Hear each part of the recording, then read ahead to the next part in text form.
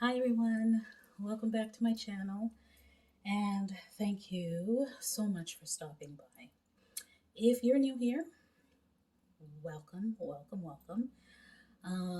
Take some time, get familiar, and then I'm going to ask you to subscribe. I want you to comment, like, and share the video. Today I'm going to be actually talking about Sjogren's Syndrome. I did an initial video on it, just sort of introducing it and giving some some information on symptoms and how it is diagnosed, the different tests that you take to do that. By now, you may have seen a video that I did where I took you along with me when I went to my rheumatologist. So I'm going to talk a little bit about that just to sort of put it in perspective. I'll be doing a follow-up to that video because, of course, there were some things that she asked me to do, but we're going to talk about that a little bit. But before we get into that, I just wanted to talk about just some about myself, how it's been for me since I've been diagnosed, and anything medications that I've taken, and how I'm doing now. In terms of symptoms and what I've had to deal with this condition, for me it has been several things, and I thank God every day because my illness has never progressed to the extreme stage. So it has always stayed sort of on the milder side. But I think for me, what makes the Sjogren's the hardest part of the Sjogren's then for me would be the fatigue and the pain. Those ones have affected me probably more than anything because my Sjogren's is mild. But the reason why the pain and the fatigue has affected me is because on top of that, I have degenerative joint disease. So is essentially osteoarthritis. But I guess for somebody like me, you'd call it degenerative joint disease because I have it in multiple joints deteriorating, right? So started very, very early with osteoarthritis in my late 30s. So the deterioration is, it's a progressive disease, and it just deteriorates your joints. So layering Sjogren's on top of that causes me an extreme amount of pain. So in terms of symptoms, the dry mouth, dry eyes, dry ears, of course, dry skin, dry hair, and the fatigue, which I've mentioned before, that can be very debilitating at times. You can literally have energy right now. And I mean, for instance, I take myself, I've been out and about all day, and, I came in now and I said, you know what, I'm going to get this video done. I had that level of energy and I can literally, could have come in and just crashed, or I could be midway through doing something out there and I just I need to get home. Like that's how it'll just switch. It's just like a switch sometimes with the fatigue. So the fatigue is something that I deal with, and I've mentioned the dry mouth and the pain. Now, what is also been sort of an impact from having the Sjogren's and the reduction in saliva production is heartburn. My heartburn is so bad. So the thing with Sjogren's is, I've got to say, is there is no treatment saying, okay, this is a Sjogren's treatment. Any treatment that you're going to take for Sjogren's, it actually is maybe a treatment that was developed for a different autoimmune illness, and they say, oh well, you know what, Sjogren's patients can benefit from this as well. And typically, other than what do you call those treatment plasma and all these other types of treatments that they use in other situations as well, other conditions as well. Really, like every other autoimmune illness, you're really just treating whatever it is that's going on. Whatever your symptoms are, that's what they're treating. So if you've got dry mouth, they're giving you something for dry mouth. If you've got heartburn, you're getting something for heartburn. If you've got pain, they're treating your pain. Whatever it is, that's just how it is. So because of that, you'll find that if you have Sjogren's and you're on the higher end of the spectrum, you're probably going to end up being on a lot of medication on a daily basis. Because for myself, um, on the lower end of on the lower end of the spectrum, this essentially was me, right? This was me on the lower end of the spectrum. So, you know, there's that. I knock on everything and thank the Lord that my symptoms have not progressed since being diagnosed 5 years ago, and being followed. My symptoms have not progressed to any stage that is, critical, or where there's any organ involvement in terms of, having kidney involvement or lung involvement or anything like that. So, for dry mouth, if you have that, you would be prescribed Saligen. Saligen, I was prescribed Saligen 5 milligrams, and this was take 1 tablet 4 times daily. I couldn't tell you the last time I took Saligen. It's not that I don't deal with the dry mouth. I do still deal with the dry mouth, but when I was first given Saligen, I would try to take it, but it felt as if I was drowning in saliva when I took it. So what I tried to do then was only take it at certain times. So maybe I would take it at night, because at night, waking up and choking, that's the worst. You're gagging, you're coughing because your throat is so dry, right? So I thought, you know what? Instead of taking it 4 times a day, and that was when I was working, and I would swear I would feel like there was so much saliva in my mouth, I would felt like I was drowning. And it's possible that maybe there wasn't that much saliva, but I just wasn't used to having so much saliva in my mouth, so it felt like I was drowning. So, so Saligen, I haven't taken this in a long while, and I probably should, because my mouth is dry. Not any drier than it was before, and sometimes it's not. So sometimes I can deal, and maybe that's the thing. I've probably just learned to accept the dryness. When I first was diagnosed, the dryness impacted me in a way because, I didn't understand why I was choking at night. I didn't understand why I would choke when I was eating.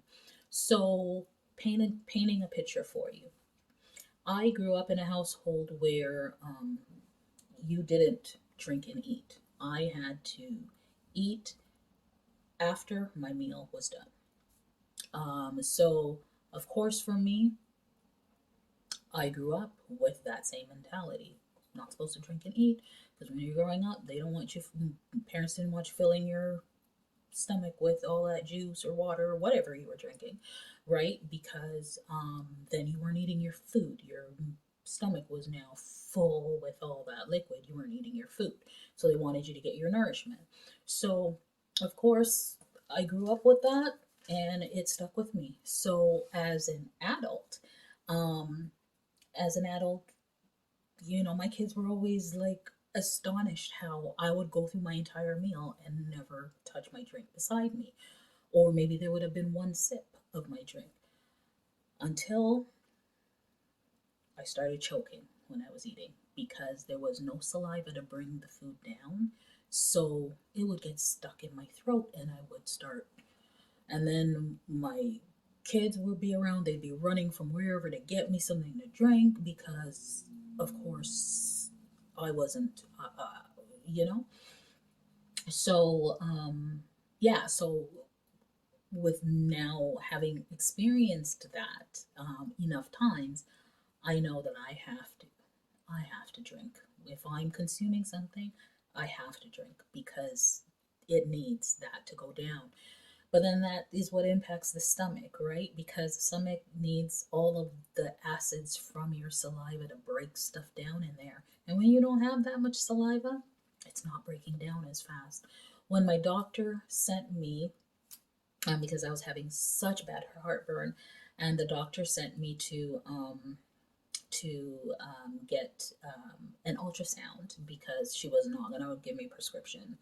That's the thing with my doctor, and this is the family doctor, not the rheumatologist, because your family doctor is the one that treats all your symptoms, but your rheumatologist really is the one that manages your pain and tracks all the symptoms to see if it's progressing.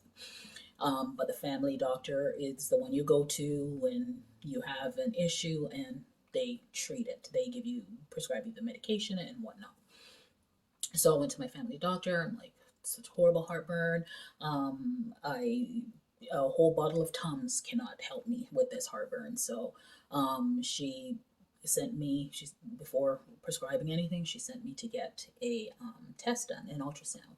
So when I remember that day when I went for the ultrasound, it was probably around 10 a.m. in the morning. It was a couple years ago. And I had not had anything to eat because I believe that that was a part of it, that I was not supposed to eat. So when I went in and she started checking, and she says, what time did you eat last night? And I said, yeah, probably the last meal was probably around, the last thing I had was probably around 8 o'clock. And then, she said to me, what did you eat? She's like, you haven't eaten anything today? And I'm like, no. And she literally told me that my stomach was full, almost like the food hadn't broken down. It was still in my stomach from the night before. So, after that test, then the doctor said, yeah, you're definitely suffering from acid reflux. And, you know, then I was prescribed, where's the, yeah, then I was prescribed the, sorry, that's not even it. So many bottles. So then I was prescribed, right, so this is it, Dexalant, 60 milligrams. And I take one of these a day, and that is to keep the acid reflux and all of that, to keep that under control.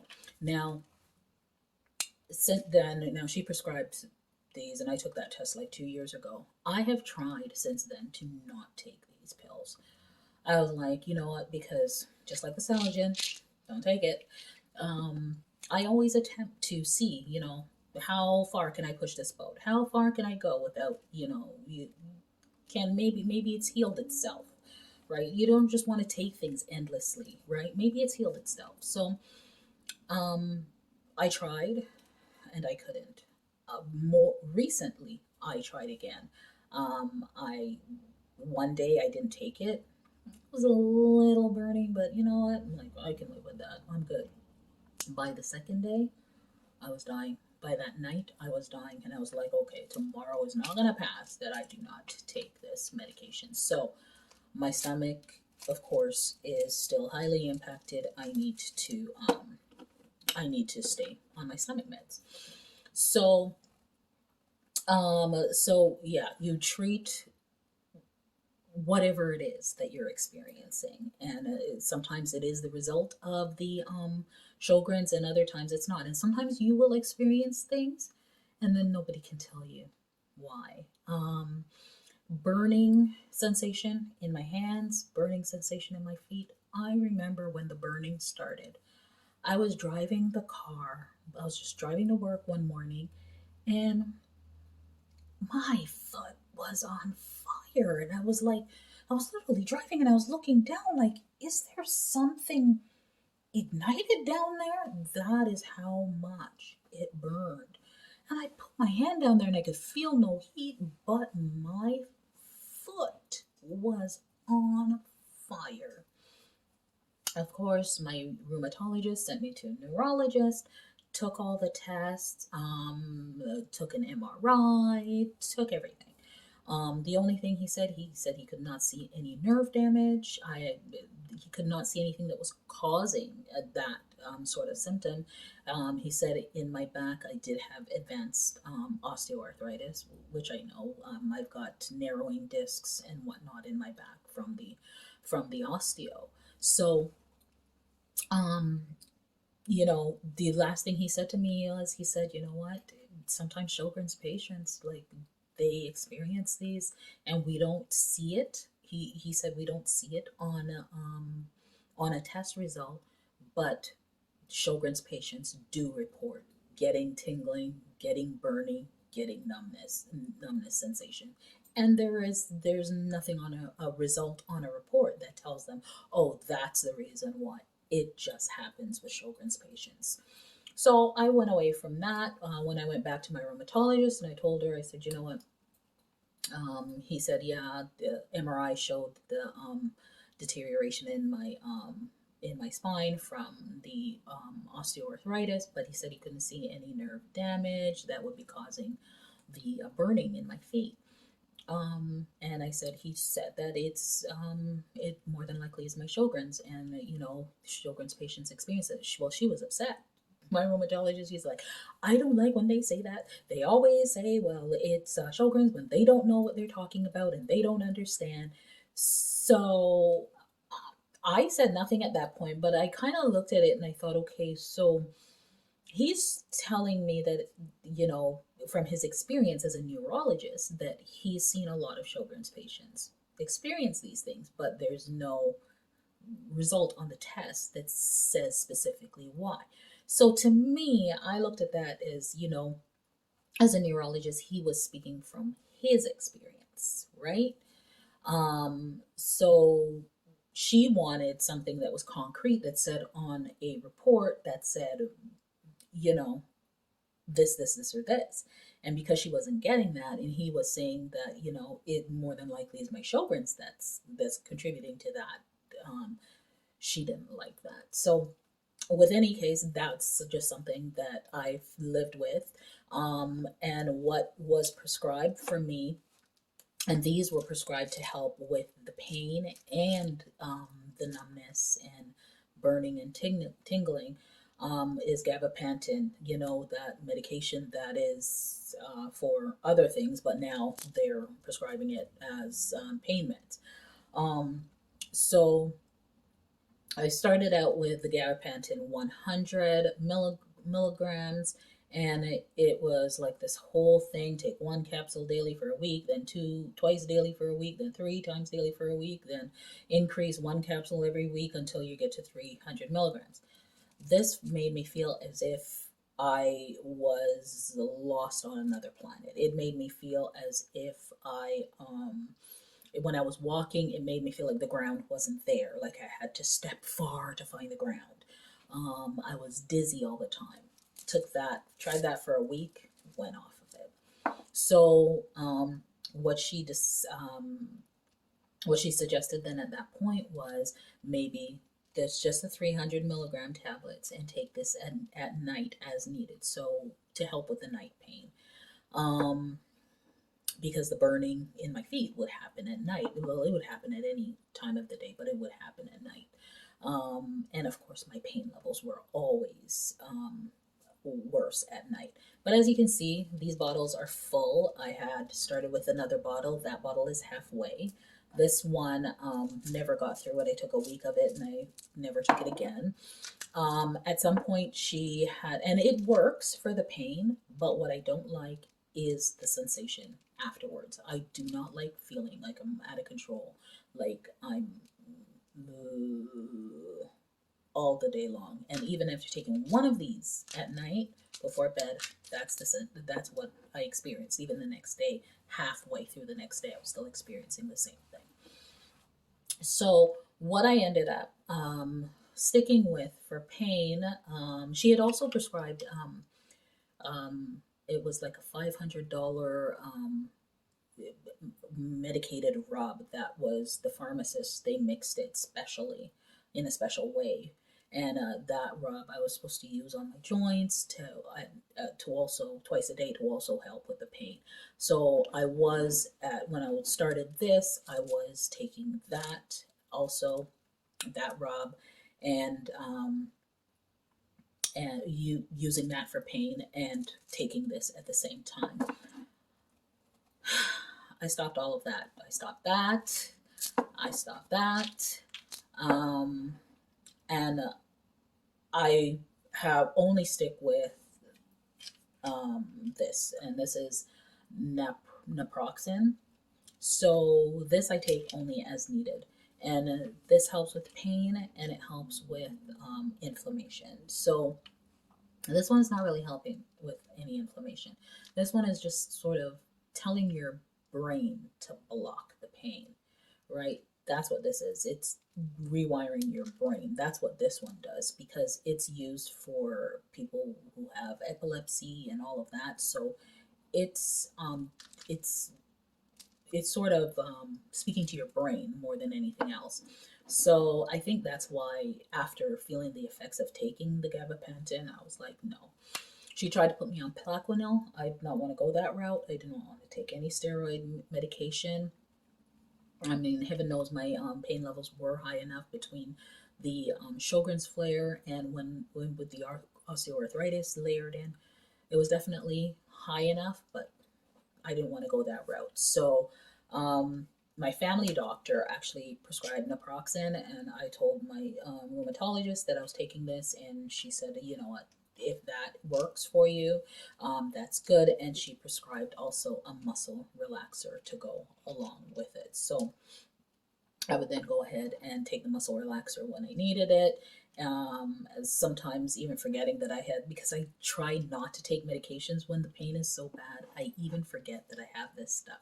So I have the muscle relaxer, and there has been times where I would have probably benefited from it, but forgot. But the naproxen, it is a anti-inflammatory medication, so reducing the inflammation reduces the pain.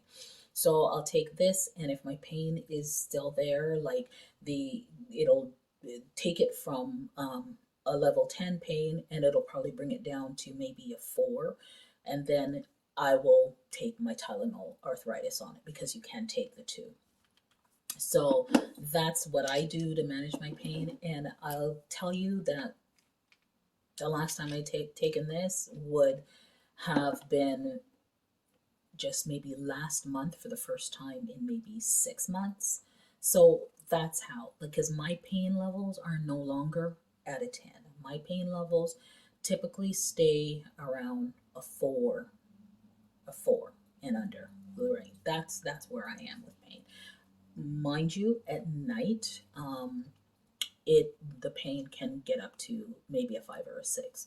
But even then, I just soldier through.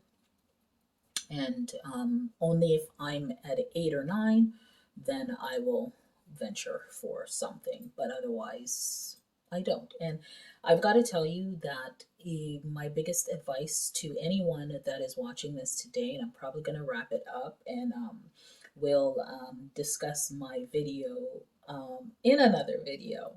But I'm going to wrap it up by saying that my biggest advice for anyone that is that's been just diagnosed, or is in this Sjogren's syndrome, or any autoimmune, your biggest thing that you can do for yourself is reducing your stress levels. Because I can tell you that since I stopped working working outside of my home, I made a choice to sort of leave a management role.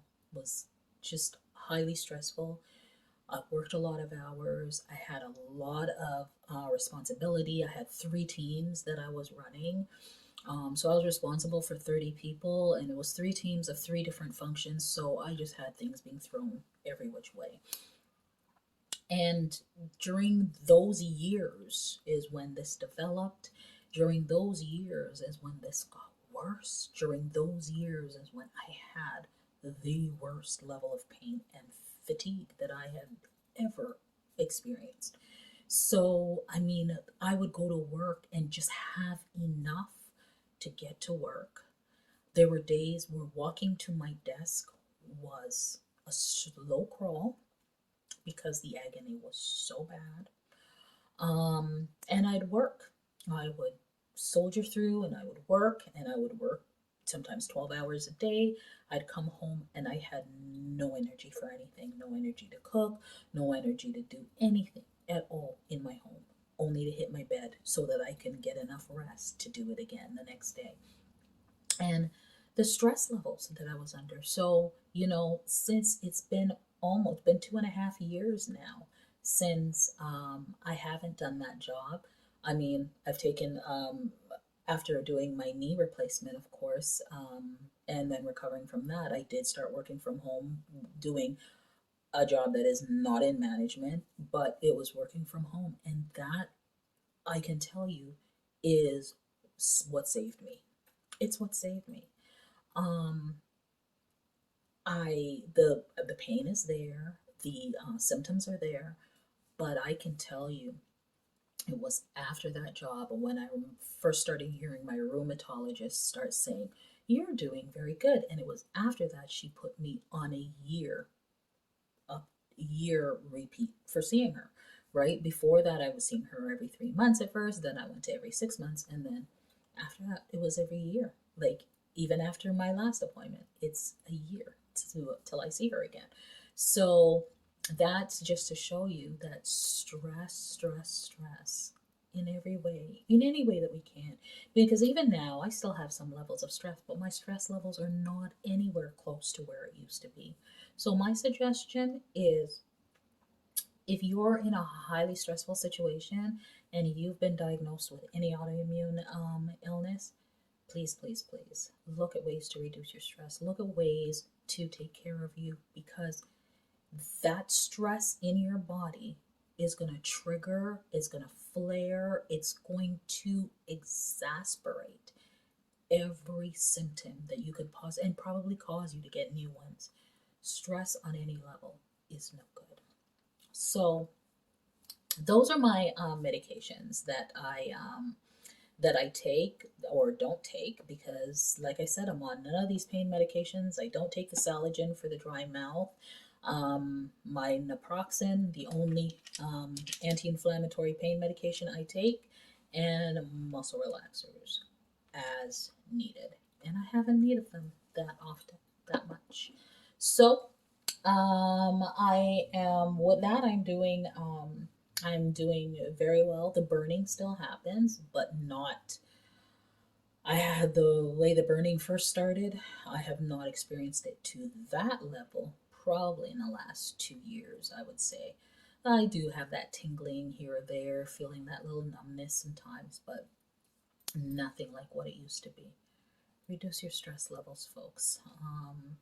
That's probably the biggest advice I could give anyone.